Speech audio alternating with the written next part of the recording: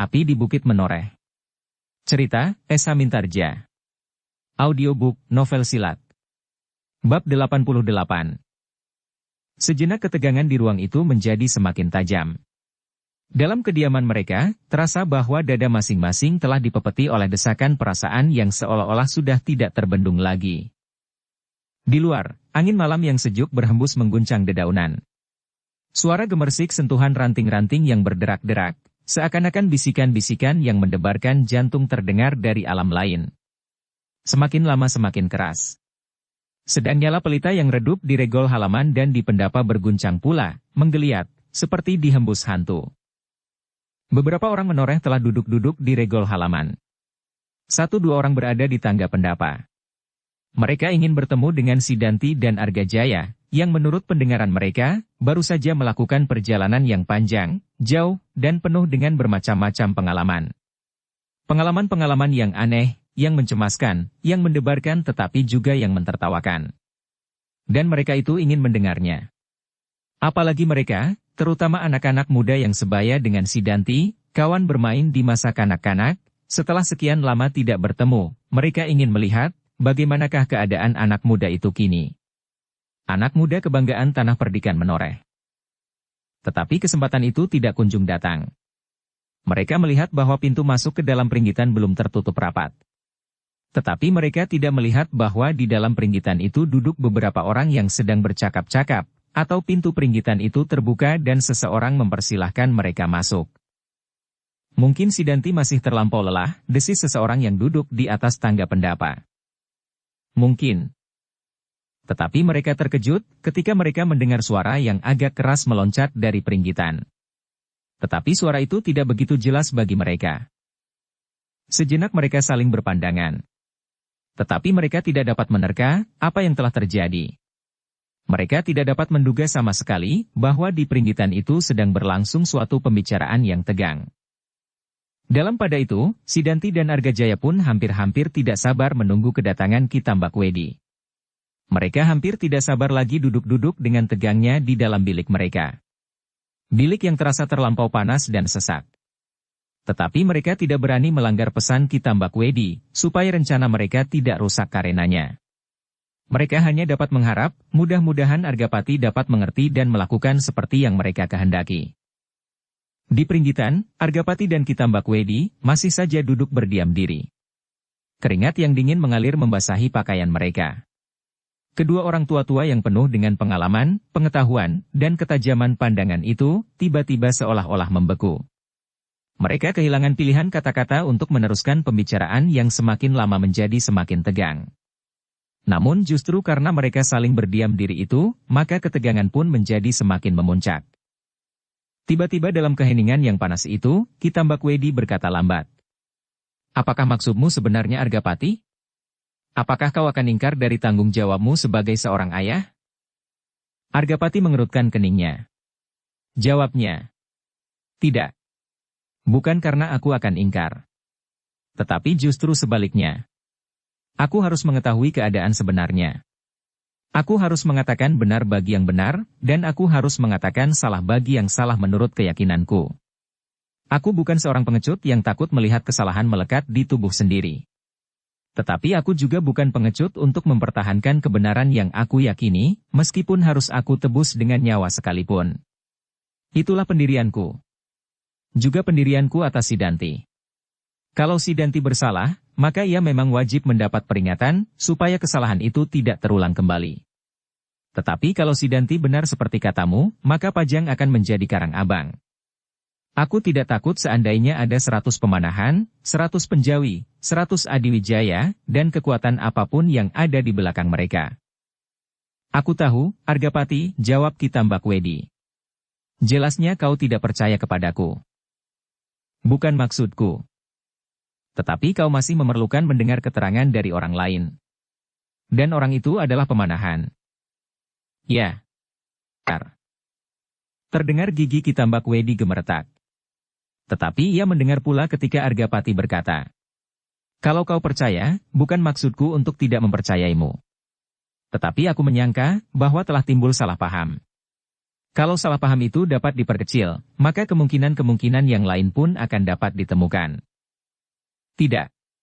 Kau hanya sekedar menutupi ketidakpercayaan kepadaku, Argapati. Kau mungkin masih terpengaruh oleh pengenalanmu atasku dahulu. Tetapi karena kau sudah mempercayakan Sidanti kepadaku, seharusnya kau bersikap lain. Apakah aku masih harus menjawabnya? Mungkin tidak. Aku semakin yakin bahwa kau masih terpengaruh oleh keadaan itu. Kalau demikian, maka apakah gunanya persetujuan yang telah kita buat, seakan-akan kita sudah tidak mempunyai persoalan lagi? Tetapi ternyata kau tidak jujur. Kau tidak memenuhi persetujuan itu sebulat hatimu. Kini dalam keadaan yang paling sulit yang dialami Sidanti, kau akan ingkar. Bukankah itu sikap pengecut? Wajah Argapati menjadi merah. Dalam cahaya lampu minyak yang kemerah-merahan, wajah itu seakan-akan membara. Dengan suara bergetar ia berkata, "Jangan kau sebut-sebut lagi, Kitambak Wedi. Aku sudah mencoba melupakan semuanya yang telah terjadi. Aku menganggap tidak pernah ada persoalan di antara kita." Wajah Kitambak Wedi menjadi semakin tegang. Ditatapnya mata Argapati seolah-olah ingin melihat langsung ke dalam kepalanya. Tetapi kini Argapati tidak menundukkan kepalanya. Matanya yang tajam memancar seperti mata seekor harimau di dalam gelap. Kumis kebiru-biruan. Setan. Kitambak Wedi mengumpat di dalam hatinya. Meskipun matanya sendiri setajam mata burung hantu, tetapi ia terpaksa berpaling. Tetapi ia tidak mau menunjukkan kekecilan hatinya. Maka katanya, "Kau benar-benar licik, Argapati." "Aku tidak bermaksud tidak baik," sahut Argapati. "Aku bermaksud untuk menempatkan persoalannya di tempat yang sewajarnya. Aku tidak ingin mengajari Sidanti mengambil keputusan yang tergesa-gesa dalam menanggapi persoalan-persoalan yang penting, supaya ia tidak terperosok ke dalam kesalahan yang berbahaya." "Ah," potong Kitambak Wedi. "Kau dapat saja menyusun 1000 macam alasan." "Kitambak Wedi," berkata Argapati kemudian, "aku adalah kepala tanah perdikan Menoreh. Aku bukan sekedar Argapati seorang diri, atau setidak-tidaknya bersama Sidanti. Tetapi setiap keputusan yang aku ambil, adalah keputusan yang mengikat seluruh tanah perdikan ini. Aku sudah tahu. Itulah yang aku kehendaki. Seluruh tanah ini bangkit dari tidur yang terlampau nyenyak. Hari depanmu dan hari depan tanah ini akan bertambah baik. Atau sebaliknya. Kau memang pengecut." "Tidak," tiba-tiba suara Argapati menjadi keras. "Aku tidak akan melakukannya tanpa menilai semua persoalan sebaik-baiknya. Aku harus tahu benar, apakah yang sedang aku hadapi. Tidak membabi buta. Katakan," tegasnya, "kau tidak percaya kepadaku." "Kitambak Wedi, jangan memaksa aku berkata demikian." "Kenapa kau takut berkata demikian? Katakanlah. Kau tidak percaya kepadaku." Argapati terdiam. Mulutnya terkatup rapat-rapat. "Putuskan sekarang. Kau mau menggerakkan pasukanmu untuk memukul Sangkal Putung, dan kemudian Pajang, untuk menangkap atau membunuh sama sekali Widura dan Untara, kemudian merampas Sekar Mirah untuk anakmu, dan yang terakhir membunuh Adiwijaya atau tidak?" Sebuah gelora yang dahsyat melanda dada Argapati. Kini ia didesak ke dalam pilihan yang pahit. Tetapi sikap Kitambak Wedi benar-benar tidak menyenangkannya, sehingga pertimbangannya menjadi kabur. Ia didesak oleh harga diri, sebagai seorang ayah dan sebagai seorang kepala tanah perdikan. Ia adalah kepala tanah perdikan Menoreh, dan ia adalah ayah Sidanti. Karena itu, maka ia Argapatilah yang berhak menentukan segala keputusan atas pertimbangannya. Aku yakini, meskipun harus aku tebus dengan nyawa sekalipun. Itulah pendirianku. Juga pendirianku atas Sidanti. Kalau Sidanti bersalah, maka ia memang wajib mendapat peringatan, supaya kesalahan itu tidak terulang kembali. Tetapi kalau Sidanti benar seperti katamu, maka Pajang akan menjadi karang abang. Aku tidak takut seandainya ada 100 pemanahan, 100 penjawi, 100 Adiwijaya, dan kekuatan apapun yang ada di belakang mereka. Maka setelah terdiam sejenak, terdengarlah jawabnya dan tegas. "Tidak. Aku tidak akan tergesa-gesa mengambil keputusan." Terdengar gigi Kitambak Wedi gemeretak. Ia sudah tidak melihat lagi kemungkinan untuk dapat membujuk Argapati. Ia kenal tabiat kepala tanah perdikan Menoreh itu. Karena itu, maka harga dirinya pun segera merentul ke permukaan wajahnya. Dengan kepala tengadah ia berkata, "Baik. Baiklah, Argapati. Kalau kau ingkar akan kewajibanmu, biarlah aku akan berusaha melepaskan Sidanti dari himpitan perasaan yang akan membunuhnya perlahan-lahan. Aku tidak akan ingkar. Tetapi aku akan berbuat menurut pertimbanganku." "Tidak perlu. Kau tidak perlu berbuat apa-apa. Akulah yang akan berbuat sesuatu." Wajah Argapati menjadi berkerut-merut. "Maksudmu? Selama ini Sidanti ada padaku. Ada dalam asuhanku. Akulah yang paling mengetahui apa yang terjadi atasnya dan apakah yang dirasakannya. Sidanti harus mendapat pelepasan. Akulah yang akan melakukannya. Ia tidak perlu berada di rumah ini." "Kitambakwedi, apakah kau sudah gila? Biarlah Sidanti di sini. Aku adalah ayahnya. Akulah yang berhak menentukan sikap atasnya dan memberikan petunjuk kepadanya menurut seleraku." "Tidak. Akulah yang berhak atasnya. Ia akan aku bawa pergi. Pergi dari tempat pengecut ini." "Tidak. Sudah aku katakan. Biarlah aku mengurusnya dan menentukan keputusan. Kau tidak punya hak apa-apa, Argapati. Kau kini sudah tidak lebih dari seorang tua yang sudah mati di dalam hidupmu. Kau sudah tidak mempunyai cita-cita lagi, sudah tidak mempunyai gairah perjuangan, tidak mempunyai harapan yang lebih baik di hari mendatang, meskipun untuk kepentingan anakmu. Tidak, kau sudah mati. Bagaimana Sidanti akan dapat berkembang di tangan orang mati?" "Tambakwedi." Tetapi Kitambakwedi sudah tidak mempedulikannya. Dengan suara yang dalam, yang seolah-olah bergulung saja di dalam perutnya ia berkata, "Aku akan pergi. Sidanti akan aku bawa. Ia sudah cukup dewasa. Aku tidak perlu lagi menipunya dengan segala macam cerita cengeng itu." "Tambakwedi, kau benar-benar sudah gila." Kitambakwedi tidak menjawab. Tetapi ia kemudian melangkah meninggalkan Argapati. Akhirnya Argapati pun berdiri pula. Diikutinya Kitambakwedi keluar dari peringgitan. Tetapi Argapati itu menjadi bimbang. Apakah yang sebaiknya dilakukan? Di halaman itu, dilihatnya beberapa orang duduk sambil berbicara di antara mereka. Ketika mereka melihat Kitambakwedi keluar dengan tergesa-gesa, maka mereka pun menjadi terkejut karenanya. "Kau tinggal di sini, Tambakwedi, aku masih akan berbicara," berkata Argapati. "Tidak ada yang dibicarakan, Argapati," desis Kitambakwedi. "Semua sudah jelas bagiku." Dada Argapati bergetar mendengar jawaban Kitambakwedi itu.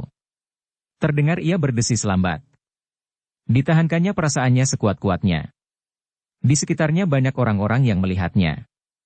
Sehingga karena itu ia harus menahan dirinya. Seandainya hal itu terjadi beberapa puluh tahun yang lampau, maka dengan serta-merta Kitambakwedi itu pasti akan diterkamnya. Argapati pasti tidak akan menunggu sekejap pun lagi. Darahnya sudah cukup mendidih, dan hatinya sudah cukup membara.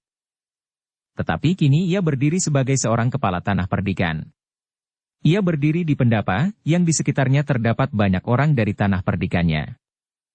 "Tambakwedi, kau benar-benar sudah gila?" Kitambakwedi tidak menjawab.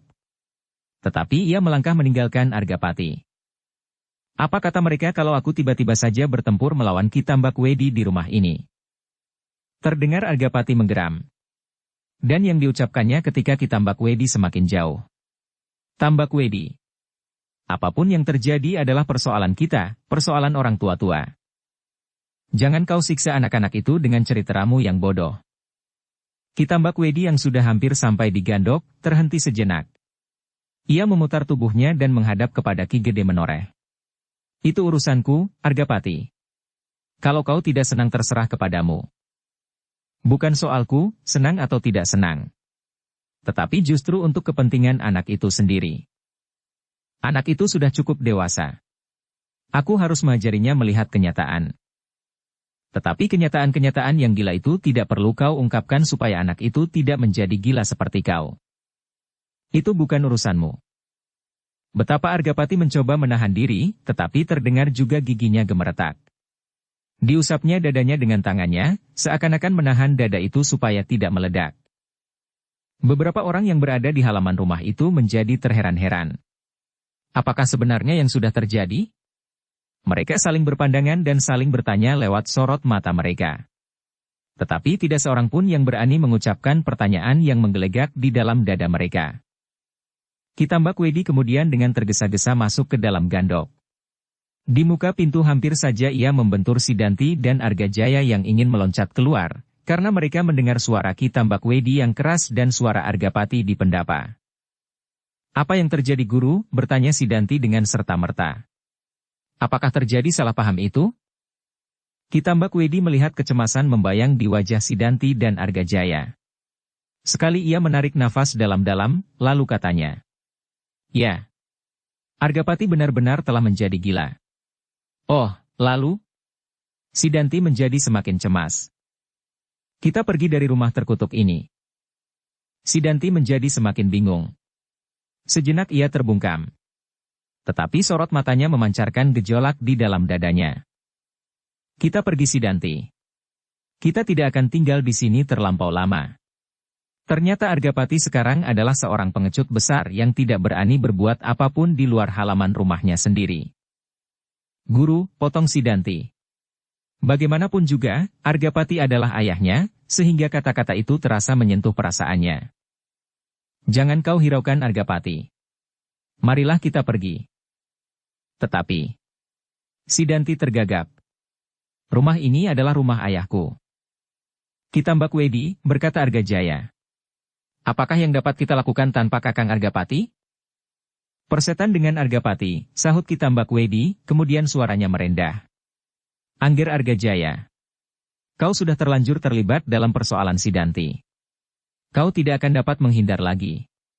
Siapapun orangnya yang bernama Argapati itu, tetapi sudah menjadi kewajiban kita untuk menghindarkan diri dari penangkapan orang-orang Pajang, yang justru akan mungkin dilakukan oleh Argapati sendiri."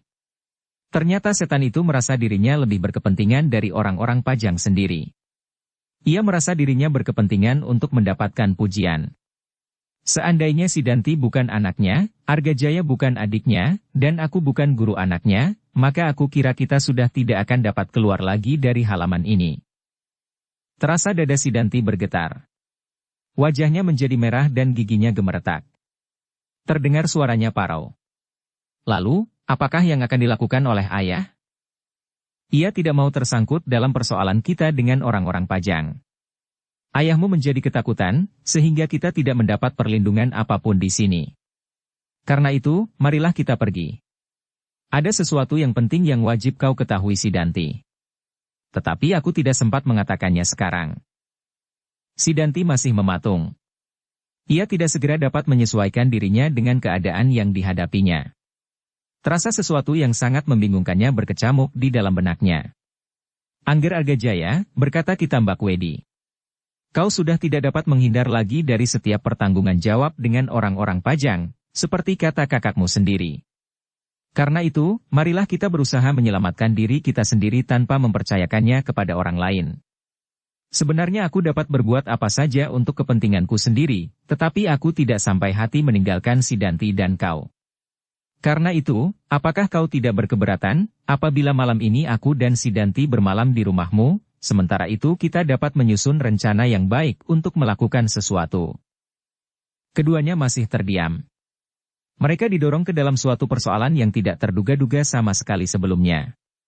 Karena itu, maka mereka menjadi bingung, ragu-ragu dan cemas. "Kita harus segera memutuskan," berkata Kitambak Wedi. "Sebelum pintu regol itu ditutup dan Argapati membunyikan tanda bahaya untuk menangkap kita." Sidanti dan Argajaya benar-benar kehilangan kesempatan untuk membuat pertimbangan-perimbangan. Mereka dihadapkan pada keadaan yang buram, tanpa mendapatkan penjelasan-penjelasan. Dan mereka mendengar suara Kitambak Wedi selanjutnya. "Kalau kalian masih kurang jelas mengenai masalah yang kalian hadapi, nanti aku akan menjelaskannya. Tetapi kita sekarang benar-benar harus segera memutuskan dan keluar dari halaman ini." Kitambak Wedi masih melihat Sidanti akan bertanya kepadanya. Tetapi ia mendahuluinya. "Jangan bertanya sesuatu. Bawa senjata-senjata kita. Kita akan kehilangan waktu. Marilah kita keluar dahulu sebelum kita menyesal." Ayahmu lebih cinta kepada kedudukannya daripada kepada anaknya. Sidanti dan Argajaya benar-benar tidak mendapat kesempatan. Mereka melihat Ki Tambakwedi itu keluar dari gandok dan berkata pula, "Cepatlah Sidanti dan Angger Argajaya." Sidanti seakan-akan telah kehilangan kesadarannya. Kakinya melangkah saja di belakang gurunya. Orang yang selama ini dianggapnya orang yang paling dekat daripadanya. Meskipun ayahnya adalah Argapati, tetapi mereka seakan-akan tidak pernah bertemu, tidak pernah berbincang dan berbicara tentang berbagai hal. Itu sebabnya, maka meskipun dengan hati yang kosong, ia mengikuti juga langkah Ki Tambakwedi. Di halaman mereka melihat beberapa orang menoreh berdiri terheran-heran melihat keadaan yang tidak mereka mengerti sama sekali. Tetapi tidak seorang pun dari mereka yang berani bertanya. Baik kepada Ki Tambakwedi, maupun kepada Sidanti, atau Argajaya. Dada Sidanti berdesir, ketika ia melihat Argapati berdiri di pendapa. Sejenak ia menjadi ragu-ragu. Hampir-hampir ia berteriak untuk melepaskan pepat di dadanya, atau berteriak minta penjelasan. Namun yang didengarnya adalah suara ayahnya. Ki Tambakwedi. Ingat, aku tidak menghendaki keadaan ini. Maaf Argapati. Kami tidak ingin menjadi korban ketakutanmu kepada Adiwijaya. Kami tetap dalam pendirian kami, bahwa Pajang harus dilawan.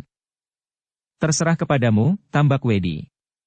Tetapi kepergianmu membawa Sidanti dan Argajaya sama sekali tidak aku inginkan. Kami tidak mau membiarkan diri kami diterkam oleh pengkhianatan. Tambakwedi. Jangan cegah kami. Benar-benar sudah gila. Darah Argapati serasa mendidih di dalam dadanya. Tetapi ia masih tetap menyadari kedudukannya. Kalau ia kehilangan akal, maka orang-orang menoreh akan melihat bahwa Ki Tambakwedi dengan beraninya telah melawan perintahnya. Tentu hal itu tidak baik baginya dilihat oleh orang-orangnya. Apalagi kalau ia harus bertempur melawan orang itu di halaman. Meskipun demikian, ia tidak dapat menahan diri untuk berkata, "Kau telah memperbaharui persoalan kita, Tambakwedi." Ternyata Ki Tambakwedi pun tidak dapat mengendalikan kemarahannya lagi. Ketika tanpa disadarinya ia menengadahkan kepalanya, dan dilihatnya seleret bulan yang masih terlampau muda hinggap di kehitaman langit, maka dadanya serasa hendak meledak. Dengan suara yang gemetar ia berkata, "Terserah kepadamu, Argapati. Tetapi sebaiknya kita menyelesaikan persoalan ini seperti yang pernah kita lakukan. Marilah kita peringati pertemuan kita di bawah pucang kembar." Mendengar nama pucang kembar, maka hati Argapati hampir menjadi gelap disaput oleh perasaannya yang sedang membara. Tetapi orang-orang menoreh yang berdiri termangu-mangu di halaman telah mencegahnya untuk berbuat langsung pada saat itu.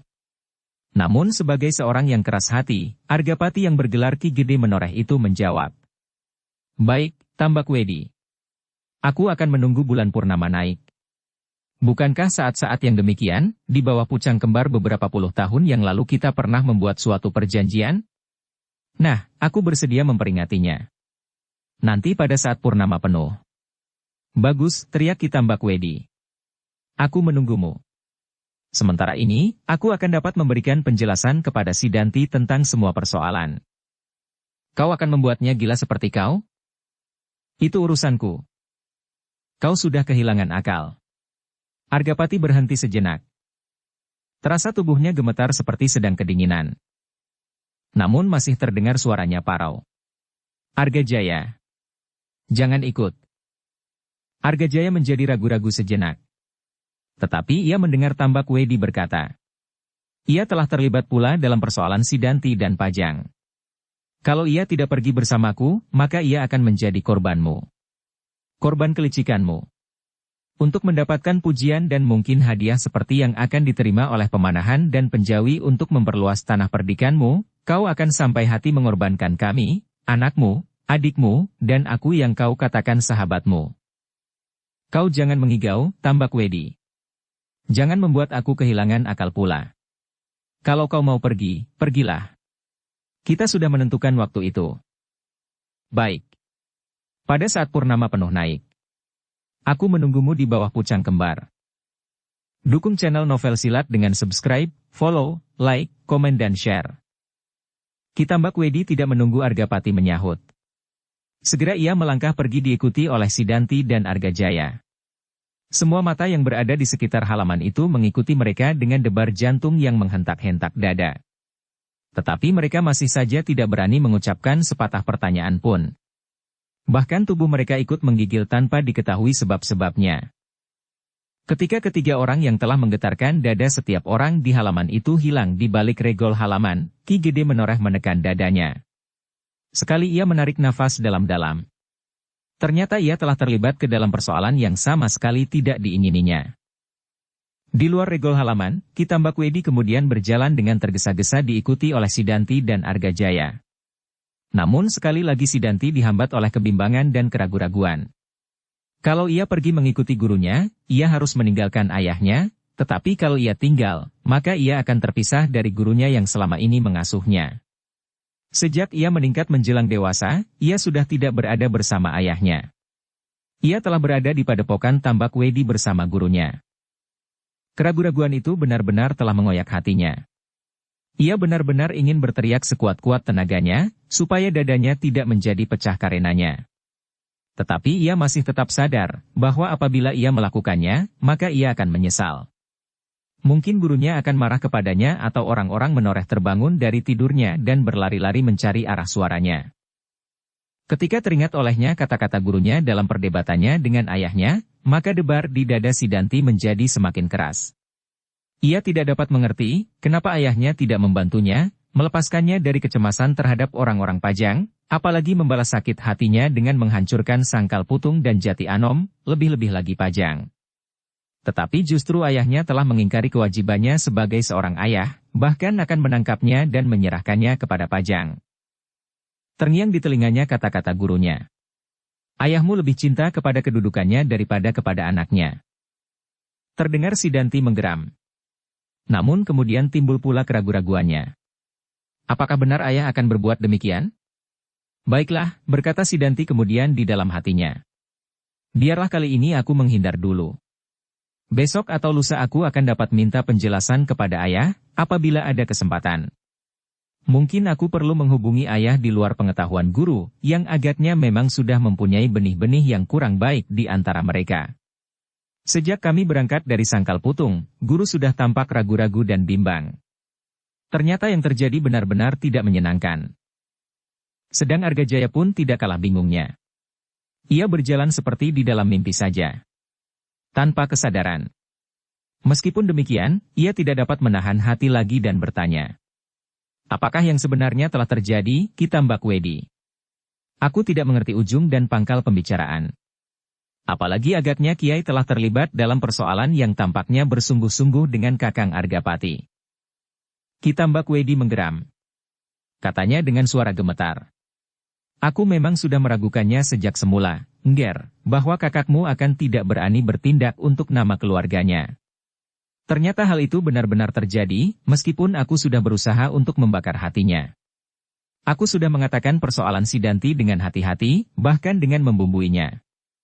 Aku mengatakan kepadanya, bahwa Widura dan Untara menaruh dengki dan iri kepada Sidanti, apalagi kemudian menyangkut persoalan Sekar Mirah yang berhubungan pula dengan Agung Sedayu, adik Untara. Tetapi agaknya Argapati sama sekali tidak berani berbuat apapun. Bahkan ia mengancam akan menghukum Sidanti, apabila ia bersalah. Argapati akan pergi ke Pajang dan menghubungi Ki Gede Pemanahan yang pasti sudah mendapat laporan dari Untara. Ah, tiba-tiba Argajaya memotong. Apakah benar begitu? Bertanyalah kepada Argapati sendiri. Tapi kalau kau masuk ke halaman rumah itu, maka kau tidak akan dapat keluar lagi. Argajaya mengerutkan keningnya. Kakinya masih saja melangkah dengan tergesa-gesa mengikuti langkah Ki Tambakwedi. Tetapi Kakang bukan seorang pengecut, berkata Argajaya. Aku tahu, sahut Ki Tambakwedi. Argapati bukan penakut. Tetapi ia termasuk seorang yang gila akan kedudukan. Pahamilah hal ini. Ki Tambakwedi berhenti sejenak. Lalu. Tetapi ada hal yang lebih penting lagi yang dapat aku katakan. Nanti setelah kita berada di rumah Angger Argajaya. Argajaya tidak menyahut lagi. Seperti Sidanti ia ingin mendengar dahulu semua persoalannya. Kemudian ia akan dapat mengambil kesimpulan.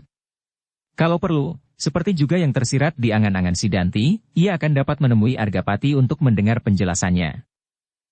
Sementara itu, Argapati masih saja berdiri membeku di pendapa rumahnya. Terasa dadanya menjadi penat. Bahkan di dalam hatinya ia mengeluh. Mimpi apakah aku semalam? Tiba-tiba aku dihadapkan pada persoalan ini. Persoalan yang sudah lama aku kuburkan dalam-dalam. Persoalan yang sudah aku lupakan. Sekali lagi Argapati menarik nafas dalam-dalam. Dipandanginya orang-orang yang berdiri kebingungan di halaman. Ia merasa perlu untuk memberi ketentraman kepada mereka. Karena itu maka katanya, "Jangan bingung. Tidak ada apa-apa. Kami memang berselisih paham. Tetapi aku tahu bahwa persoalan ini akan dapat kita selesaikan dengan baik. Kami masing-masing ingin berbuat untuk kebaikan Sidanti dan tanah ini. Hanya cara kami yang berbeda. Itulah sebabnya, kami akan membicarakan di lain kali. Kami mengharap seseorang dapat menengahi pembicaraan kami. Sekarang pulanglah dan beristirahatlah. Jangan kalian kembangkan persoalan ini seolah-olah sebuah persoalan yang besar." Orang-orang di halaman itu mengangguk-anggukkan kepalanya. Tetapi mereka tidak meyakini kata-kata Ki Gede Menoreh. Meskipun demikian, mereka sama sekali tidak bertanya apapun. Satu-satu mereka meninggalkan regol itu dengan hati yang gelisah, cemas dan kecewa. Mereka hanya melihat Sidanti lewat dan hilang di dalam kegelapan. Sejenak kemudian, halaman rumah Argapati menjadi sepi. Dua orang peronda berdiri di regol halaman dengan wajah yang tegang dan hati yang bimbang. Tetapi mereka pun tidak bertanya sesuatu. Argapati masih saja berdiri di pendapa rumahnya. Sebenarnya ia adalah seorang yang keras hati. Kalau saja ia tidak menyadari kedudukannya yang pasti akan dilihat oleh setiap orang di tanah perdikan Menoreh, maka ia pasti tidak akan sabar lagi menunggu purnama naik. Sekarang. Kita selesaikan sekarang. Argapati terperanjat ketika ia mendengar suara lirih di belakangnya. "Ayah, apakah yang telah terjadi?" Ketika Argapati berpaling, dilihatnya Pandan Wangi berdiri di belakangnya. Dalam taburan sinar pelita yang remang-remang, Argapati melihat kecemasan membayang di wajah anaknya itu. Anak gadisnya. Tiba-tiba terasa getaran melanda jantungnya. Sejenak Argapati terbungkam. Ditatapnya saja wajah putrinya itu tanpa berkedip. Karena ayahnya tidak menjawab, maka diulanginya pertanyaannya. "Ayah, apakah yang terjadi?" Argapati menarik nafas dalam-dalam. Ia masih belum menjawab. Tetapi Pandan Wangi merasa aneh, ketika kemudian tanpa mengucapkan sepatah kata pun, ayahnya membimbingnya masuk ke dalam peringgitan. Pandan Wangi tidak bertanya lagi. Ia berjalan saja di samping ayahnya. Namun terasa hatinya menjadi berdebar-debar dan darahnya menjadi semakin cepat mengalir. 1000 macam pertanyaan bergelut di dadanya. Apakah yang sebenarnya sudah terjadi? Pandan Wangi melihat ayahnya menutup pintu peringgitan itu perlahan-lahan. Kemudian Pandan Wangi itu dibawanya duduk di atas tikar. Namun untuk sejenak Argapati masih saja berdiam diri. Kadang wajahnya ditundukkannya. Tetapi kadang-kadang ditengadahkannya. "Wangi," terdengar kemudian suaranya perlahan-lahan sekali. "Tolong, ambilkan ayah minum." Pandan Wangi memandang wajah ayahnya dengan penuh keheranan. Tetapi ia tidak juga bertanya. Perlahan-lahan ia berdiri dan berjalan ke belakang untuk mengambil minum. Tetapi tiba-tiba saja terasa ruang di belakang itu terlampau sunyi. Meskipun ia melihat beberapa orang pembantunya duduk sambil terkantuk-kantuk, tetapi hatinya terasa terlampau sepi. Diedarkannya pandangan matanya berkeliling. Terasa sesuatu yang tidak diketemukannya. Ada yang hilang dari ruang itu. Dada Pandan Wangi terasa menjadi sesak. Ketika ia sadar apa yang sedang dicarinya, tanpa diketahuinya, setitik air menetes di ujung jari kakinya. Pada saat-saat yang demikian, apabila ia tidak mengerti apa yang telah terjadi dengan ayahnya, ia selalu lari kepada ibunya. Ibunya yang sering duduk di ruang dalam. Kepada ibunya ia selalu bertanya, "Ibu, kenapa dengan ayah?" Dan ibunya selalu menjawab, "Tidak apa-apa, Wangi. Ayahmu tidak apa-apa." "Apakah ayah marah kepadaku, Ibu?" Ibunya menggeleng sambil tersenyum. "Tidak, Wangi. Bukankah ayah tidak pernah marah kepadamu?" Terasa setitik air jatuh lagi di atas ujung jari kakinya. Kesepian telah mencengkam dadanya. Dan disadarinya kekurangan yang tidak akan lagi dapat diketemukan. Ibunya itu telah tidak ada lagi. Ibunya telah pergi meninggalkannya untuk selama-lamanya. Dan kini dilihatnya ayahnya menjadi muram.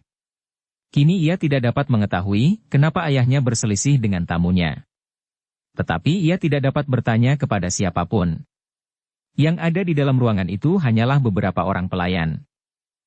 Pandan Wangi terkejut ketika ia mendengar seseorang bertanya kepadanya. "Apakah yang kau perlukan?" Pandan Wangi tergagap, jawabnya. "Minum. Ayah ingin minum." Pelayannya itu segera menyediakan minum. Semangkuk air jahe hangat, beberapa potong gula kelapa dan beberapa potong makanan. "Apakah Ki Argapati tidak menjamu tamu-tamunya sekarang?" "Kami menunggu perintah itu."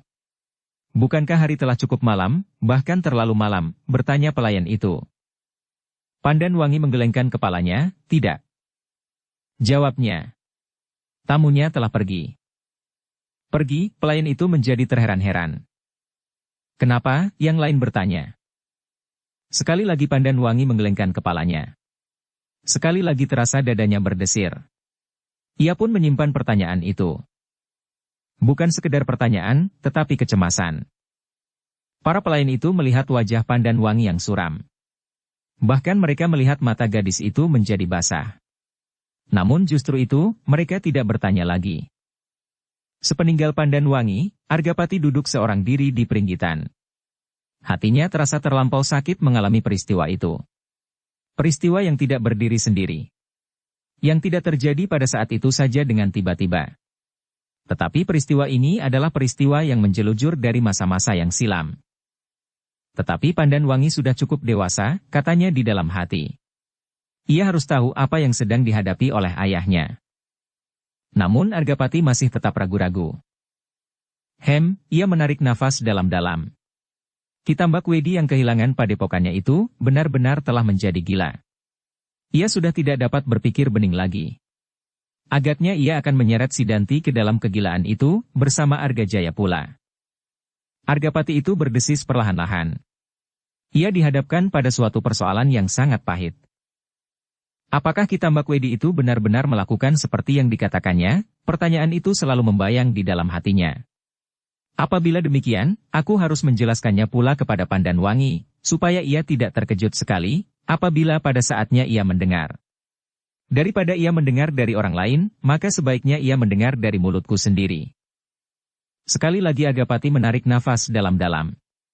Dalam sekali. Kasihan anak yang sudah tidak beribu ini. Kasihan Sidanti yang terseret arus kegilaan gurunya. Kepala Argapati itu pun kemudian tertunduk.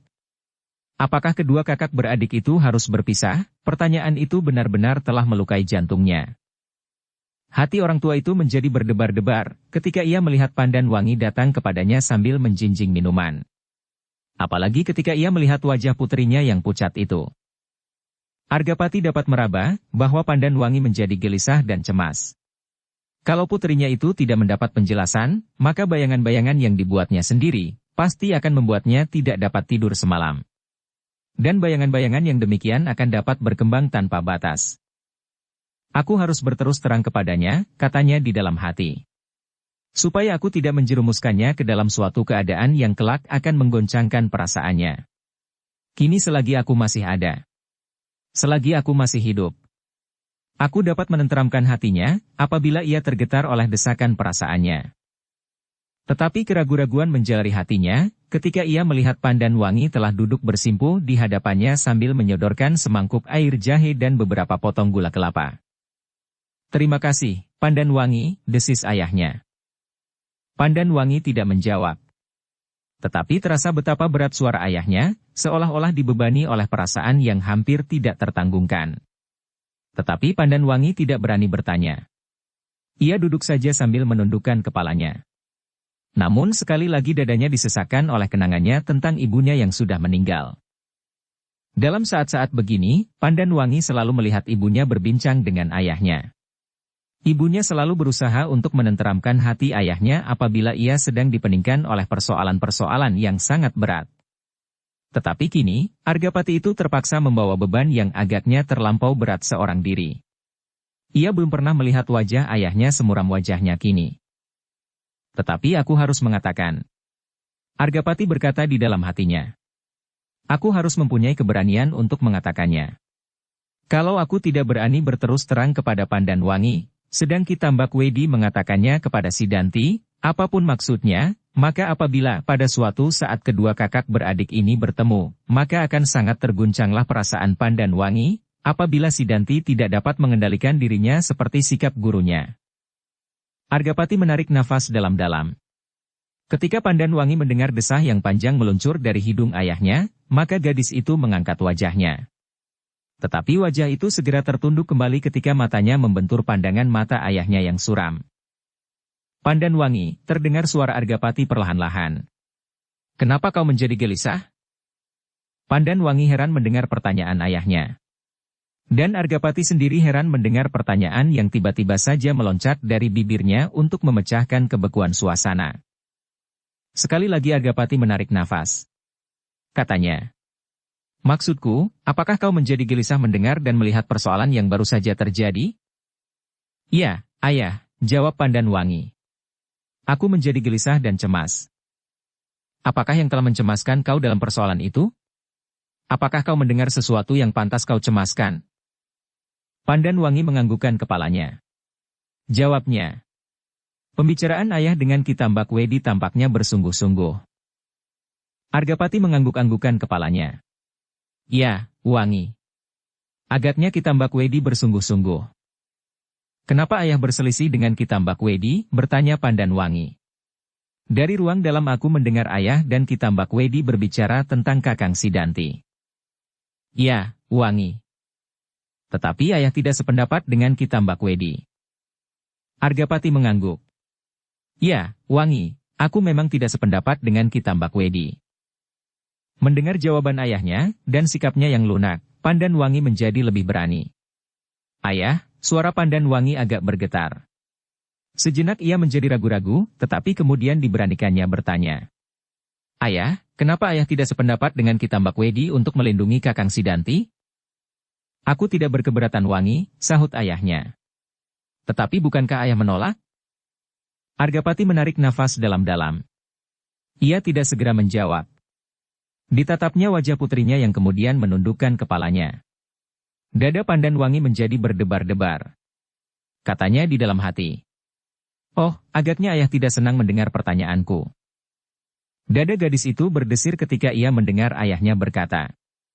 Pandanwangi, sekarang kau sudah cukup dewasa untuk menghadapi segala macam persoalan. Bukankah begitu? Pandanwangi menjadi ragu-ragu. Ya, ayah. Baiklah, desis ayahnya, tetapi ayahnya itu pun masih juga dicengkam oleh kebimbangan. Namun dipaksanya berkata, kau sudah wajib berani melihat kenyataan-kenyataan yang ada di hadapanmu. Ya, ayah, sahut gadis itu. Argapati mengangguk-anggukan kepalanya. Di dalam hatinya ia berkata, aku harus mengatakannya, supaya aku tidak bersalah kelak apabila anak ini mendengarnya dari orang lain, justru tidak tepat seperti yang terjadi, sudah dibumbui dan diputar-balikan. Baiklah, Wangi, berkata Argapati kemudian. Apakah kau sudah bersiap untuk mendengarkannya? Pandanwangi mengerutkan keningnya. Apakah yang akan dikatakan oleh ayah ini sehingga aku harus mempersiapkan diri untuk mendengarkannya? Dan gadis itu kemudian terperanjat ketika ia mendengar ayahnya berkata, Pandanwangi, aku memang tidak segera dapat menerima pendapat Ki Tambak Wedi. Sebenarnya aku memang kurang mempercayainya. Aku sudah mengenal sifat-sifatnya sejak berpuluh tahun. Tetapi bukankah ayah mempercayakan Kakang Sidanti kepadanya bertahun-tahun? Bukankah itu juga merupakan suatu bentuk kepercayaan ayah kepadanya? Tanpa sesadarnya pertanyaan itu meluncur dari mulut Pandanwangi.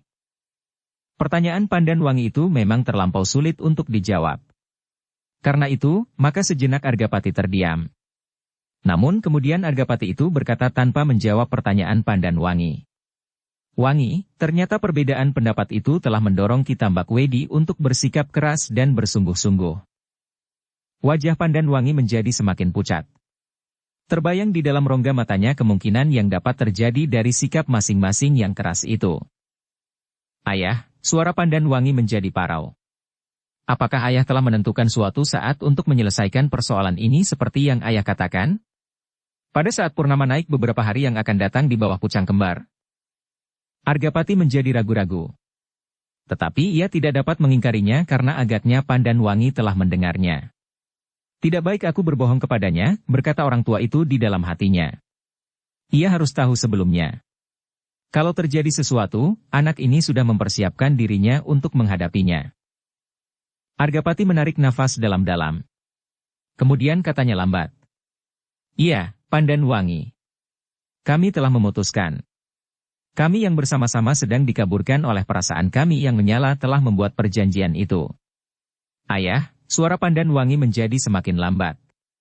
Argapati melihat mata putrinya itu menjadi basah. Orang tua itu dapat menduga betapa kecemasan telah mencengkam hati Pandanwangi. Ia sudah tidak beribu lagi. Apabila terjadi sesuatu dengan ayahnya, maka ia akan menjadi sebatang kara. Kalau Ki Tambak Wedi tidak memisahkannya dari kakaknya, maka ia masih mempunyai tempat untuk bergantung, berkata Argapati di dalam hati. Tetapi Sidanti telah hanyut di bawah arus kegilaan gurunya. Ayah. Pandanwangi kini seolah-olah berbisik. Kenapakah hal itu mesti terjadi? Ayahnya menggeleng lemah. Aku tidak tahu, Wangi. Tetapi aku tidak dapat menghindarkan diri daripadanya. Ayah adalah seorang kepala tanah perdikan. Apakah ayah tidak dapat berbuat atas namanya? Kalau ayah menganggap bahwa Ki Tambak Wedi tidak sepantasnya berbuat demikian, bukankah ayah mempunyai kekuasaan dan pasukan untuk melaksanakan kekuasaan itu? Argapati menggeleng pula. Bukan, Wangi. Masalahnya bukan kekuasaan dan wewenang mempergunakan kekuasaan dan alat-alat kekuasaan. Tetapi masalah ini adalah masalah pribadi. Aku, Argapati dan Ki Tambak Wedi. Mata Pandanwangi kian menjadi basah. Berbagai macam persoalan membayang di dalam rongga matanya. Kemungkinan yang paling pahit sekalipun. Namun perlahan-lahan ia bertanya. Ayah, kasihan Kakang Sidanti. Ia akan kehilangan salah satu dari orang-orang yang paling penting di dalam hidupnya. Gurunya atau ayahnya. Sekali lagi Argapati menarik nafas. Ia tahu bahwa Pandanwangi sedang menyembunyikan kecemasannya sendiri. Namun orang tua itu tidak segera menyahut. Bahkan dilontarkannya pandangan matanya ke arah api pelita yang sedang menggapai-gapai. Sejenak keduanya saling berdiam diri. Masing-masing dihanyutkan oleh arus perasaan dan angan-angan sendiri. Jauh ke dalam dunia kemungkinan yang tidak bertepi. Di luar angin malam yang lembab terasa semakin dingin. Para peronda di gardu regol halaman duduk bersila di atas tikar pandan sambil berkerudung kain. Lampu yang samar-samar tergantung di depan regol. Para peronda itu telah menutup sebelah sisi, supaya tempat mereka duduk menjadi gelap. Sedang para peronda yang nganglang masih saja berjalan perlahan-lahan di sekitar lingkungannya. Sekali-sekali terdengar mereka berbisik-bisik. Mereka saling bertanya, apakah yang sebenarnya terjadi di halaman rumah kepala tanah perdikannya yang selama ini tidak pernah ada persoalan-persoalan yang mendebarkan. Tetapi tidak seorang pun yang dapat menjawab. Meskipun demikian, berita tentang peristiwa itu segera menjalar dari mulut ke mulut. Tersebar ke seluruh pelosok. Di Pringgitan, Pandanwangi masih duduk tepekur menghadapi ayahnya. Sekali-sekali diusapnya matanya yang basah dengan ujung lengan bajunya. Namun anak itu bertahan sekuat-kuatnya untuk tidak menangis. Aku sudah bukan anak-anak lagi, katanya di dalam hati. Aku sudah tidak pantas lagi untuk menangis. Namun setitik air telah meleleh di pipinya. Ketika di kejauhan terdengar burung kedasi mengeluh berkepanjangan, terdengar Argapati berkata, apakah kau belum mengantuk, Pandanwangi? Pandanwangi menggeleng. Belum, ayah. Argapati terdiam. Ia selalu dicengkam oleh keraguan-raguan untuk mengatakan sesuatu yang dianggapnya terlampau penting. Orang tua itu mengerutkan keningnya ketika ia mendengar Pandanwangi bertanya. Ayah, apakah persoalan itu tidak dapat diselesaikan dengan cara lain? Argapati menggeleng. Kami telah berjanji, Wangi. Kami adalah laki-laki. Dan kami telah mengatakannya, bahwa penyelesaian itu akan kami lakukan nanti jika purnama penuh naik, di bawah pucang kembar. Tetapi, suara Pandanwangi tertahan. Lalu, persoalan itu berkembang terlampau cepat. Kenapa masalah itu segera mendapat keputusan untuk membuat penyelesaian yang begitu bersungguh-sungguh? Apakah persoalan itu terasa berkembang terlampau cepat, Wangi? Ya, begitu ayah dan Kitambak Wedi tidak sependapat, maka segera ketegangan semakin meningkat dengan cepatnya. Seolah-olah keduanya sama sekali tidak dapat menahan hati. Seperti persoalan yang tumbuh di dalam lingkungan anak-anak muda. Argapati menarik nafas dalam-dalam. Ia menyadari betapa sesak dada anak gadisnya. Dalam keadaan yang wajar, ia tidak akan berani berkata demikian kepadanya. Tetapi tanggapan Pandanwangi itu agaknya telah meledak tanpa dapat ditahankannya. Tetapi ketika Argapati tidak segera menyahut, maka Pandanwangi itu pun menyesal karenanya. Agaknya ia memang telah terdorong mengatakan sesuatu yang sebenarnya terlampau jauh. Tetapi hal itu dilakukannya di luar sadarnya. Sehingga dengan demikian, maka kata-kata itu seolah-olah telah meloncat dengan sendirinya dari lubuk hatinya, tanpa terkendali. Oh, apakah ayah marah kepadaku? Pertanyaan itu telah menggelisahkannya. Pandanwangi, suara ayahnya masih tetap lembut. Apakah tanggapanmu memang demikian? Pandanwangi menjadi ragu-ragu, sehingga ia terdiam. Argapati menarik nafas dalam-dalam. Ditatapnya saja wajah putrinya dengan sorot mata yang aneh. Apakah sudah seharusnya aku mengatakannya? Argapati selalu bertanya kepada diri sendiri. Dan pertanyaan itu telah membuatnya selalu gelisah dan bimbang. Karena Pandanwangi tidak menjawab, maka Argapati berkata pula. Mungkin kau benar, Pandanwangi. Persoalan ini berkembang terlampau cepat, sehingga kami masing-masing tidak lagi sempat membuat pertimbangan-pertimbangan yang jernih. Dada Pandanwangi menjadi semakin berdebar-debar, tetapi ia masih saja berdiam diri. Dalam pada itu masih saja terjadi pergolakan di dalam dada Argapati. Namun akhirnya ia berkata di dalam hatinya. Tak ada jalan lain. Aku harus mengatakannya. Rahasia yang selama ini aku simpan dalam-dalam di dalam lubuk hatiku, kini terpaksa aku katakan. Agaknya Kitambak Wedi sudah tidak dapat berpikir bening lagi. Apa boleh buat? Sekali lagi Argapati menarik nafas dalam-dalam, seolah-olah dadanya menjadi sesak untuk bernafas. Sementara itu malam pun menjadi semakin malam. Di kejauhan terdengar tengara yang dibunyikan oleh para peronda yang berada di gardu-gardu di ujung-ujung padukuhan. Sahut menyahut. Semakin lama semakin jauh. Ketika suara kentongan itu lenyap, maka malam kembali terlempar ke dalam kesenyapan. Lamat-lamat terdengar bunyi burung kedasih yang ngelangut. Sudah terlampau malam wangi. Apakah kau belum mengantuk?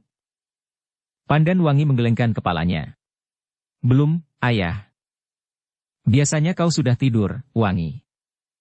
Tetapi malam ini aku tidak akan dapat tidur, ayah. Aku selalu berdebar-debar saja. Keputusan ayah untuk membuat perhitungan dengan Kitambak Wedi telah membuat aku cemas. Itu adalah wajar sekali. Tetapi jangan terlampau dicengkam oleh kecemasan itu. Percayalah, bahwa ayah masih ingin tetap hidup. Karena itu, ayah pasti tidak akan dengan sukarela menyerahkan keputusan terakhir kepada ujung senjata Tambak Wedi yang bertajam rangkap itu. Meskipun demikian, semuanya terserah kepada Yang Maha Kuasa, Yang Maha Tahu yang menentukan segala-galanya. Apabila datang saatnya, apapun yang aku lakukan, maka saat itu pun akan tetap menjemputku. Bahkan seandainya aku bersembunyi di dalam gedangan besi sekalipun, maka kekuasaan itu pasti akan berlaku juga. Tetapi kata-kata ayahnya itu justru telah membuat nafas Pandanwangi menjadi sesak. Kerongkongannya terasa tersumbat dan matanya menjadi panas. Betapapun ia menahan hatinya, tetapi titik air matanya jatuh satu-satu di pangkuannya. Pandanwangi menangis. Sebagai seorang gadis yang sudah tidak beribu, kemungkinan-kemungkinan yang pahit itu telah membayanginya. Meskipun pada dasarnya Pandanwangi bukan seorang gadis yang cengeng, tetapi menghadapi kemungkinan itu, ia tidak dapat menahan perasaannya lagi. Pandanwangi yang sedang menangis itu kini benar-benar di dalam perwujudannya sebagai seorang gadis. Seolah-olah Pandanwangi yang menangis itu bukan Pandanwangi yang berjalan dengan tenang dan penuh mempunyai kepercayaan kepada diri sendiri dengan pedang rangkap di kedua lambungnya. Terhadap sentuhan-sentuhan yang paling dalam di dalam lingkungan keluarganya, di dalam ikatan-ikatan batin yang kuat, maka Pandanwangi tidak dapat membanggakan ketangkasan dan kelincahannya menggerakkan senjata untuk melawannya.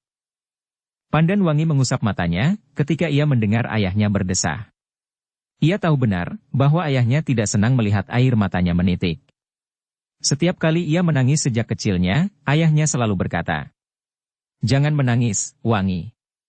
Hanya mereka yang berhati kecil sajalah yang sering menangis. Tetapi kali ini ayahnya tidak berkata demikian.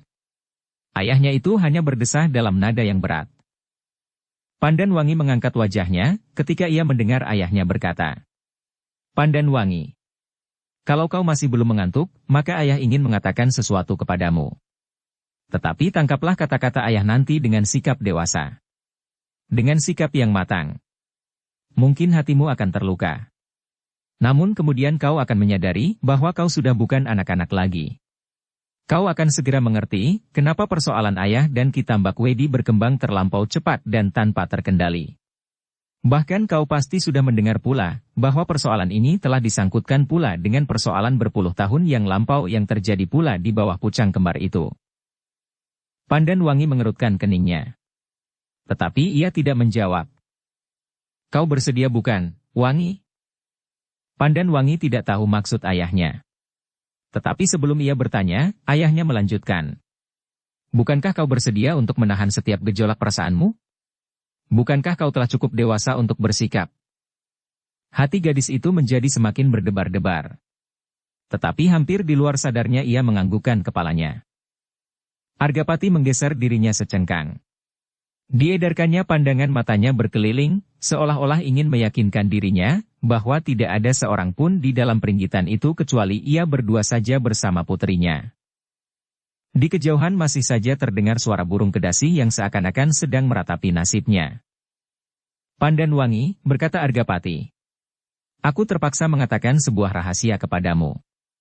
Sebenarnya sebaiknya kau tidak usah mendengarnya sepanjang umurmu. Aku berharap bahwa rahasia ini akan dikubur bersama tubuhku kelak.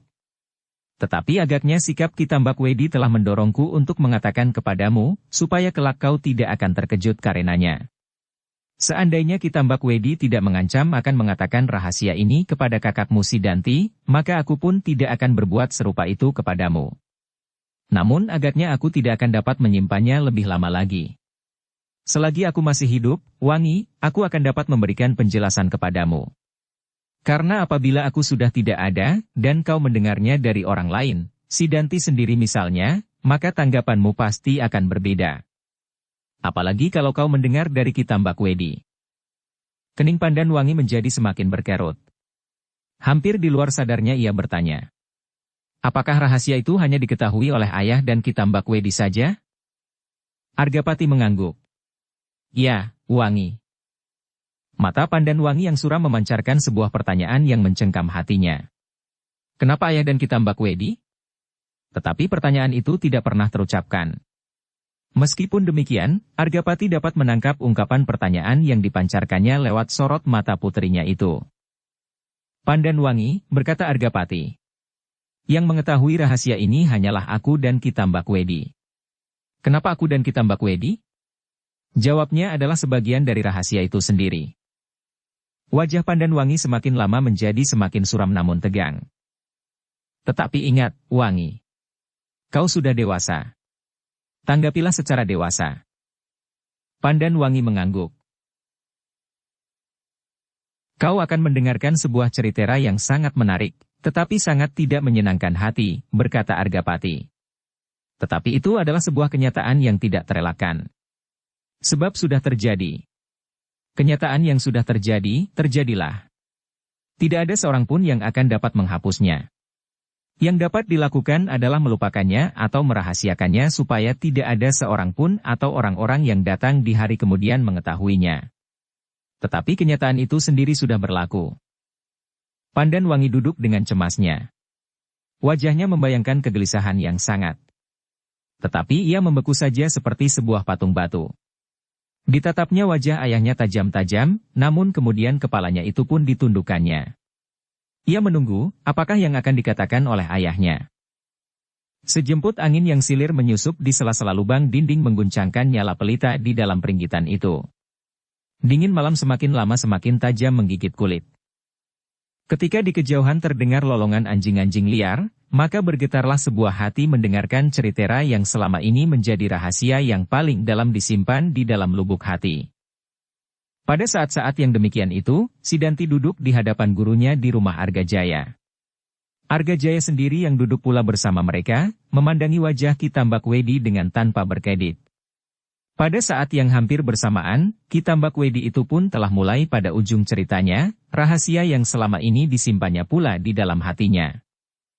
Aku terpaksa mengatakannya untuk kepentinganmu sendiri, Sidanti, supaya kau tidak salah menanggapi keadaan. Aku memang tidak dapat berbuat lain daripada membuat penyelesaian yang kau sesali itu. Tetapi apabila kau sudah tahu persoalannya, maka kau tidak akan mengutuk sepanjang umurmu. Sidanti tidak menyahut. Persoalan ini tidak tumbuh dengan serta-merta pada malam ini saja, berkata gurunya pula. Tetapi persoalan ini telah tersimpan berpuluh tahun di dalam lubuk hati kami. Di dalam dadaku dan di dalam dada Argapati. Kami telah mencoba untuk mengendapkannya dan tidak akan menyebutnya lagi. Tetapi dalam sentuhan persoalan serupa yang kita hadapi, maka aku tidak dapat bertahan dalam pendirian itu. Aku harus mempersoalkannya dan memecahkannya dengan cara lain. Tidak sekedar merahasiakan dan membawanya mati. Sebab aku sekarang merasakan bahwa dengan demikian persoalan itu ternyata tidak terselesaikan. Persoalan itu hanya tertunda-tunda saja dan pada saatnya akan meledak juga. Ki Tambak Wedi terdiam sejenak, lalu. Aku kira Argapati akan mengatakannya juga kepada Pandanwangi. Apakah sangkut pautnya Pandanwangi dengan persoalan ini? Persoalan ini akan mengejutkan kau dan Pandanwangi. Sidanti mengangguk-anggukan kepalanya. Tetapi ia bergumam. Kalau apa yang guru katakan rahasia itu akan menyakitkan hati Pandanwangi, maka alangkah sedihnya gadis itu. Kasihan. Sejak ibu meninggal, ia agaknya selalu bersedih hati. Apa boleh buat? Ia memang harus mengetahuinya pula, supaya kita masing-masing dapat menempatkan diri kita di tempat yang sewajarnya. Sidanti menjadi semakin gelisah. Tetapi ia tidak bertanya lagi, supaya gurunya segera mengatakan, apakah yang disebutnya dengan rahasia yang telah bertahun-tahun didekapnya di dalam dadanya itu.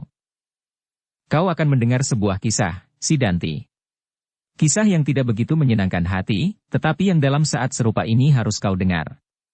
Kau harus berani mendengarnya, karena kau seorang yang jantan. Bukankah begitu? Sidanti menganggukkan kepalanya. Meskipun ia tidak menjawab, tetapi gurunya menangkap getar sorot matanya, bahwa anak muda itu telah bersedia mendengarkan apa saja yang akan dikatakannya. Di dua tempat yang terpisah, dua orang tua sedang mengisahkan sebuah kisah yang sama. Sebuah kisah yang selama ini mereka rahasiakan dalam-dalam. Tetapi oleh sentuhan persoalan yang mendapat tanggapan berbeda, maka rahasia yang selama ini terpendam itu ternyata terangkat kembali. Argapati yang bergelar Ki Gede Menoreh sedang menceritakannya kepada putrinya, Pandanwangi, dan Paguhan yang kemudian menamakan dirinya Ki Tambak Wedi sedang memberitahukannya kepada Sidanti dan Argajaya. Ternyata keduanya tidak berusaha untuk menyembunyikan lagi bagian-bagian dari rahasia itu, sehingga cerita mereka pun hampir bersamaan pula. Dan kisah yang mereka ceritakan itu terjadi beberapa puluh tahun yang lama. Di sekitar seperempat abad yang lalu, sejauh umur Sidanti itu sendiri. Ketika itu, ketika bekas peralatan pengantin yang cukup meriah masih belum lenyap sama sekali, Arya Teja, pengantin laki-laki telah dibingungkan oleh sikap istrinya yang baru saja dikawininya. Hampir semalam suntuk istrinya menangis, sehingga di pagi harinya, masih saja ia murung di dalam biliknya. Bahkan kadang-kadang meledaklah pula tangis istrinya itu sambil menyembah-nyembah di bawah kakinya. Tetapi pengantin perempuan itu sama sekali tidak mengatakan apapun juga. Ia tidak menyebutkan sebabnya, kenapa ia menjadi bingung dan gelisah. Bahkan ketakutan. Arya Teja mencoba menunggu sampai hari kedua dan ketiga. Mungkin perkawinan itu telah menggoncangkan perasaan istrinya. Sebagai seorang gadis, maka perkawinan adalah batas waktu yang memisahkan antara dua dunia kehidupannya.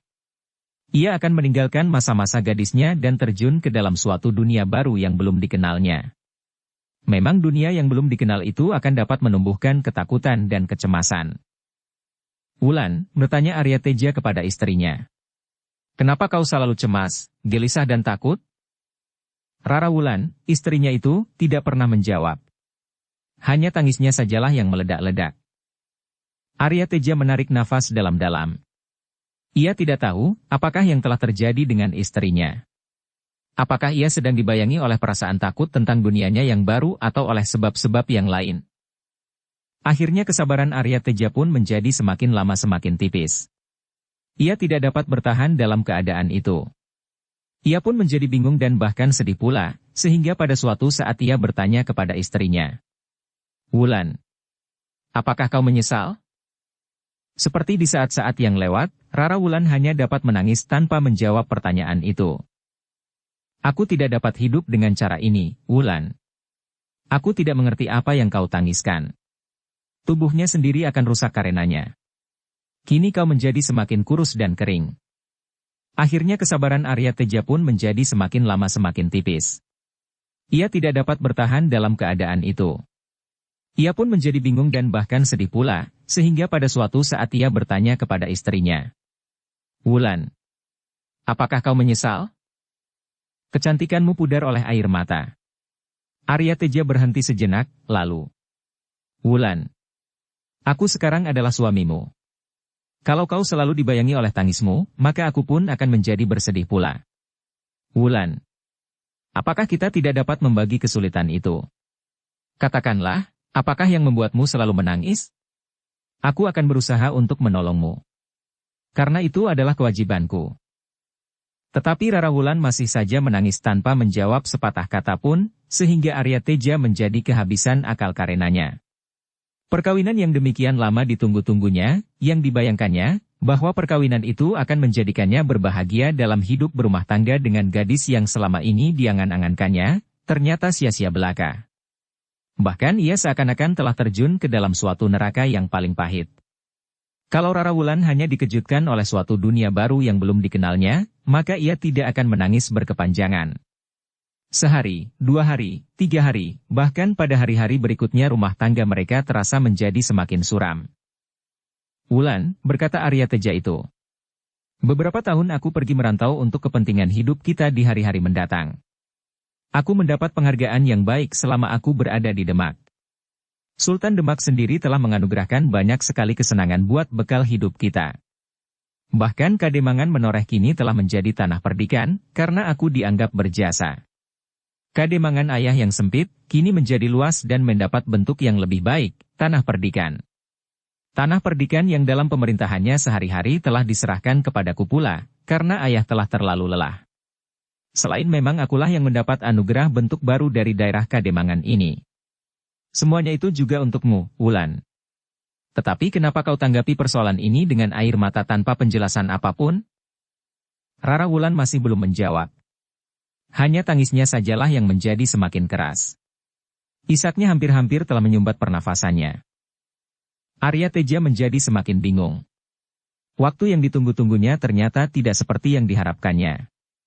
Sejak orang tuanya mempertemukannya dengan gadis yang bernama Rara Wulan itu atas persetujuan semua pihak, beberapa tahun yang lalu sejak mereka masih terlampau muda, maka hatinya telah tertambat olehnya. Agaknya Rara Wulan pun tidak berkeberatan apabila kedua orang tua masing-masing melanjutkan pembicaraan tentang mereka. Tetapi apa yang dihadapinya benar-benar sebuah neraka yang menyiksanya siang dan malam. Apalagi beberapa saat kemudian, Wulan yang selalu dibayangi oleh air matanya itu menjadi sakit. Penyakit yang membuat suaminya semakin bingung. Muntah-muntah dan pening. Ia dapat mendengar Wulan mengeluh tentang penyakitnya, tetapi istrinya tidak pernah mengatakan apapun tentang dirinya. Wulan, bagaimanakah keadaanmu? Sebenarnya kau tidak sakit, Wulan. Tetapi kau telah disiksa oleh perasaanmu sendiri. Kalau kau mau mengatakannya, mungkin hatimu akan menjadi ringan. Kau tidak akan merasakan lagi penyakitmu yang aneh itu. Arya Teja mencoba menenteramkan hati istrinya. Tetapi semua usaha Arya Teja tidak ada yang dapat meredakan kemuraman hati Rara Wulan. Tak ada cara yang dapat dilakukan oleh suaminya. Hati Rara Wulan seolah-olah telah pecah tanpa dapat dibentuk kembali. Oh! Arya Teja mengeluh di dalam hati. Aku akan dapat menjadi gila apabila aku tidak segera terlepas dari keadaan ini. Kebingungan Arya Teja pun memuncak ketika pada suatu saat, pada waktu ia berusaha untuk menenteramkan hati istrinya, seperti yang biasa dilakukan tanpa mengenal jemu, meskipun kesabarannya hampir lenyap sama sekali, ia mendengar istrinya sambil menyembah-nyembah meminta kepadanya sesuatu yang sama sekali tidak dimengertinya. Permintaan yang tidak dapat masuk di akalnya. Kakang Arya. Bunuh sajalah aku Kakang. Aku akan terlepas dari siksaan yang selama ini mencekikku, tangis Rara Wulan. Dada Arya Teja bergetar, melampaui getar guruh yang meledak di langit. Ia duduk membeku di tempatnya seperti patung. Sedang istrinya bersimpuh di hadapannya sambil membasahi kainnya dengan air matanya. Kutuk apakah yang menimpa diriku, desis Arya Teja itu di dalam hatinya. Kenapa aku terjerumus ke dalam neraka yang hampir membuatku gila ini? Kakang, sekali lagi terdengar suara Rara Wulan. Bunuh saja aku, Kakang. Aku tidak pantas untuk menjadi istrimu. Arya Teja menarik nafas dalam-dalam. Ia masih mencoba berkata lembut. Aku tidak mengerti Wulan. Kenapakah kau sebenarnya? Apakah kau selalu diganggu oleh seseorang atau oleh hantu-hantu? Tangis Rara Wulan menjadi semakin keras. Tetapi ia sudah tidak menjawab lagi. Berkali-kali Arya Teja mendesaknya. Tetapi yang terdengar hanyalah isak tangis istrinya saja. Dunia semakin lama serasa semakin sesak. Arya Teja merasa bernafas pun agaknya sudah tidak dapat dilakukan lagi. Apalagi apabila dibayangkannya masa-masa mendatang. Gelap. Lebih gelap dari malam yang paling kelam. Ketika pada suatu hari Arya Teja sudah tidak dapat menahan diri lagi, maka pergilah ia kepada bibinya yang telah tua. Diceritakannya masalahnya, tentang istrinya dan tentang penyakitnya. Arya Teja itu menjadi terheran-heran, ketika ia melihat bibinya itu justru tertawa. Tertawa berkepanjangan, sehingga air matanya meleleh di pipinya yang berkerut-merut oleh garis-garis ketuaannya. Oh, Ger, katanya. Kau memang masih terlampau bodoh. Kau adalah anak muda yang lugu dan dungu. Seharusnya kau pernah mendengar serba sedikit tentang penyakit seperti penyakit isterimu itu. Arya Teja menjadi semakin bingung. Dan suara tertawa bibinya pun menjadi semakin berkepanjangan. Aku tidak mengerti, Bibi. Aku hampir gila dibuatnya. Angger Arya Teja, berkata bibinya. Ketahuilah, bahwa penyakit yang demikian adalah penyakit yang wajar, hingga pada pengantin baru. Dalam keadaan yang demikian, perempuan memang kadang-kadang menjadi aneh. Sifatnya seakan-akan berubah. Ada-ada saja tingkahnya. Suami yang tidak dapat mengerti keadaan istrinya, memang dapat menjadi bingung, dan bahkan kadang-kadang ada yang setiap hari menjadi marah dan memaki-maki istrinya yang berbuat aneh-aneh itu. Bibi, dada Arya Teja menjadi berdebar-debar. Dan bibinya masih saja tertawa. Mungkin sekarang kau sudah mengetahuinya. Istrimu pasti sedang mengandung muda. Kata-kata itu meledak seperti petir yang menyambar kepalanya. Wajah Arya Teja menjadi tegang dan matanya seolah-olah membara. Keringat dingin mengalir dari segenap permukaan kulitnya. Bibi, ia tergagap. Tetapi kata-katanya seakan-akan tersumbat di kerongkongan. Jangan gugup, Ger, berkata bibinya. Kau harus mengucap syukur, bahwa perkawinanmu segera akan berbuah. Tetapi apalagi, Ger? Tidak ada tetapi. Kau tinggal mengucap syukur dan terima kasih. Istrimu sudah sampai pada saatnya menyiapkan dirinya untuk menjadi ibu. Istrimu harus lebih sering lagi jejamu agar menjadi tetap sehat dan tidak menjadi pucat. Bibi, tetapi, tidak mungkin. Tidak mungkin. Bibinya mengerutkan keningnya yang memang sudah berkerut. Bagaimana mungkin, Bibi? Kami baru beberapa hari kawin. Sejak kami kawin, istriku selalu menangis melolong-lolong. Bahkan istriku pernah minta kepadaku, supaya aku membunuhnya saja. Kini yang terkejut bukan buatan adalah bibinya. Wajahnya yang berkerut-merut menjadi pucat. Terdengar suaranya gemetar. Apa katamu Arya Teja? Istriku berlaku demikian sejak kami kawin. Kami sama sekali belum pernah menikmati ketentraman di dalam hari-hari perkawinan kami. Apalagi ketika ia menjadi sakit-sakitan. Bahkan ia minta aku untuk membunuhnya. Ampun, orang tua itu tiba-tiba meratap. Iya. Aku lupa bahwa kau baru beberapa minggu kawin. Tetapi istrimu itu? Tanda-tanda dan kelakuannya mengatakan kepadaku bahwa istrimu sedang mengandung. Tidak mungkin, Bibi. Tidak mungkin. Oh, kalau begitu kau adalah laki-laki yang durhaka. Agaknya kau tidak menunggu sampai saat perkawinanmu. Sekarang kau menjadi bingung sendiri. Persetan dengan kau, Arya Teja. Aku tidak senang mempunyai kemanakan seperti itu. Bibi. Tidak. Itu pun tidak. Sungguh Bibi. Aku adalah seorang putra Demang yang kemudian mendapat anugerah untuk mengangkat diri sebagai kepala tanah perdikan karena jasa-jasaku bagi Demak. Apakah aku masih sempat untuk mengotori namaku dengan nafsu yang gila itu? Bibi Arya Teja itu tidak segera menyahut. Ditatapnya saja wajah kemanakannya. Tetapi dari sorot matanya, Arya Teja dapat menangkap perasaan yang aneh pada bibinya itu. Apalagi ketika kemudian bibinya memalingkan wajahnya, melemparkan pandangan matanya keluar, menembus lubang pintu yang tidak tertutup rapat. Bibi, terdengar suara Arya Teja gemetar. Apakah Bibi tidak percaya? Bersambung ke bab 89.